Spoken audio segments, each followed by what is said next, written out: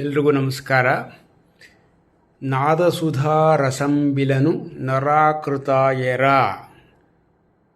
ಈ ಆರಭಿರಾಗದ ತ್ಯಾಗರಾಜ ಸ್ವಾಮಿಗಳ ಕೃತಿಯಲ್ಲಿ ಪಾಠಾಂತರದಲ್ಲಿ ಕೆಲವರು ನಾದಸುಧಾ ರಸಂಬಿಲನು ನರಾಕೃತಾಯರ ಮನಸ ಎಂಬುದಾಗಿ ಕೆಲವರು ಹೇಳ್ತಾರೆ.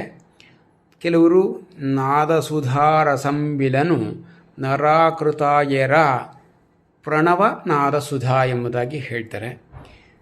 ಇಲ್ಲಿ ಅರ್ಥದ ದೃಷ್ಟಿಯಿಂದ ಯಾವುದೇ ಒಂದು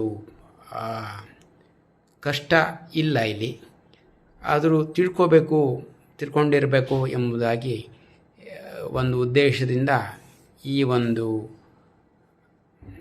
ಅಂಶವನ್ನು ನಾನು ಈ ಮೂಲಕ ಹೇಳ್ತಾ ಇದ್ದೀನಿ.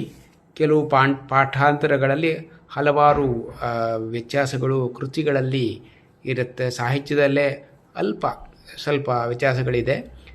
ನಾನು ಇನ್ನು ಮುಂದೆ ಈ ರೀತಿಯಾದ ಅಂಶಗಳನ್ನು ಈ ಮಾಧ್ಯಮದ ಮೂಲಕ ನಾನು ಶೇರ್ ಮಾಡ್ತೀನಿ. ನಿಮ್ಮ ಅನಿಸಿಕೆಗಳು ಇದ್ದರೆ ನೀವು ಕೂಡ ಶೇರ್ ಮಾಡಿ. ನಾಳೆ ಅನುಪಲ್ಲವಿಯ ವಿಚಾರವಾಗಿ ನಾನು ಹೇಳ್ತೀನಿ. ನಮಸ್ಕಾರ.